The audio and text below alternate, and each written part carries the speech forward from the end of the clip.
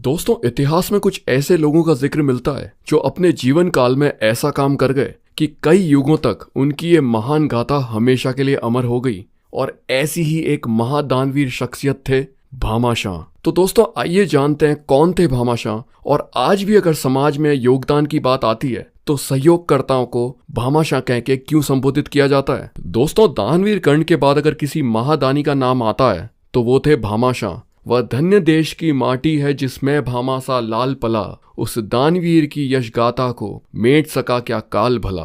अपनी मरुधरा मेवाड़ की माटी की रक्षा के लिए अपना सर्वस्व न्यौछावर करने वाले महापराक्रमी और महाराणा प्रताप के जीवन में साक्षात रिद्धि सिद्धि के स्वरूप थे भामाशाह। तो चलिए दोस्तों, आपको बताता हूँ उस महानायक की कहानी जिसके सर्वस्व दान की वजह से मेवाड़ राज्यवंश को मुगलों के चंगुल से आजाद करवाकर महाराणा प्रताप अपने राज्य को पुनः स्थापित कर पाए थे। दोस्तों, मेरा नाम है अभी और धार्मिक इंडिया चैनल पर मैं लेकर आता रहता हूँ ऐसी ही भारतीय संस्कृति से जुड़ी ऐतिहासिक कहानियां। और अगर आपको मेरा वीडियो पसंद आता है तो चैनल को सब्सक्राइब कर और वीडियो को लाइक जरूर कीजिएगा। तो चलिए वीडियो शुरू करते हैं। ये साल था सन 1545। मेवाड़ राज्य राणा सांगा के राज में रणथंभौर किले के किलेदार थे श्री भारमल केवड़िया, और आगे चलकर वे राणा उदय सिंह द्वितीय के प्राइम मिनिस्टर भी नियुक्त किए गए। भारमल केवड़िया के दो पुत्र हुए।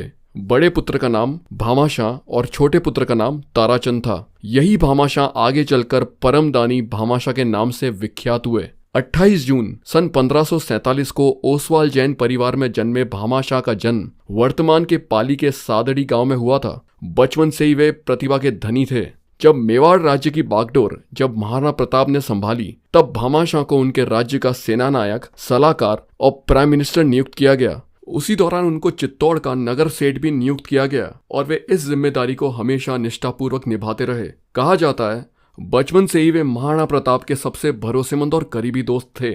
कई निर्णायक युद्ध में उन्होंने महाराणा प्रताप की सेना का मुख्य मोर्चा संभाला था और बचपन से ही वे निडर, पराक्रमी और अति उत्साहवान थे। सन 1576 में निर्णायक मोड़ तब आया जब हल्दी घाटी के युद्ध में महाराणा प्रताप की सेना अकबर की सेना से बुरी तरह हार गई थी और इस युद्ध में कुंभलगढ़, गोगुंदा, उदयपुर, चित्तौड़ और छप्पन जैसे मुख्य किले हार चुके थे। और इसी तरह अपनी मातृभूमि हार जाने के बाद महाराणा प्रताप उदासीन, निराश होकर अपने बच्चों और 3 रानियों के साथ जंगलों में भटकने को मजबूर हो गए थे। उन्होंने मेवाड़ को छोड़ गुजरात जाने तक का फैसला ले लिया था। महाराणा की जिंदगी में ऐसे कई दिन गुजर जाते जब उन्हें 2 पल का भोजन तक नसीब नहीं होता, और इन्हीं दिनों में उन्होंने और उनके परिवार ने घास की बनी रोटियां तक खाई। जब अत्यंत दुख के साथ वे अपने कुछ सिपाहियों को लेकर बचते बचाते मेवाड़ छोड़ने का प्रयास कर रहे थे, तभी घोड़े पर सवार अपने भाई ताराचंद के साथ भामाशाह महाराणा प्रताप से मिलने पहुंचे।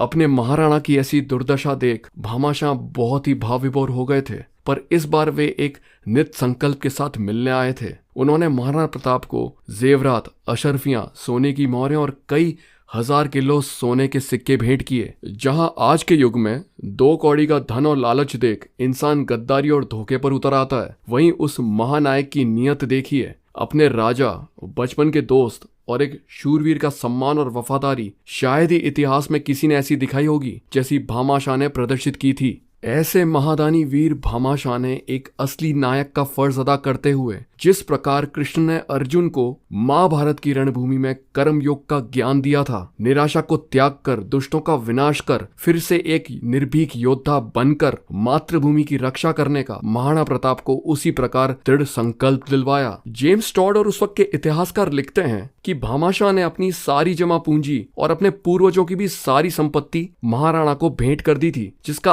आज के वक्त में मूल्य कई लाख करोड़ रुपए होगा। और उस जमाने में वो मूल्य इतना था कि 25,000 की सेना लगातार 12 साल तक भोजन और राशन उपयोग कर सकती थी। और सन 1582 में दिवेर के युद्ध में भामाशाह के सहयोग से वापस खड़ी की गई सेना लेकर अकबर को महाराणा प्रताप ने भयंकर शूरवीरों सा पराक्रम दिखाते हुए अपनी मातृभूमि को फिर से हासिल किया और चित्तौड़, अजमेर और मंडलगढ़ के अलावा पूरे मेवाड़ पर जीत का परचम लहरा दिया। ये वही दिवेर का युद्ध था दोस्तों, जहां महाराणा प्रताप ने एक ही तलवार के वार से बेलोल खान और उसके घोड़े को बीच से आधा चीर दिया था, जिसका चित्र आपको अक्सर इंटरनेट पर देखने को मिल जाता होगा। और दोस्तों, अगर आपका कभी दिवेर जाना हो तो आज भी वहां मेवा का मथारा नाम से स्मारक मौजूद है। ये वही स्थान है दोस्तों जहां महाराणा प्रताप ने अकबर की सेना पर प्रकोप बरसाया था। पर सबसे महत्वपूर्ण हमें ये नहीं भूलना चाहिए दोस्तों कि ये सब कुछ संभव हो पाया भामाशाह के अभूतपूर्व योगदान की वजह से, वरना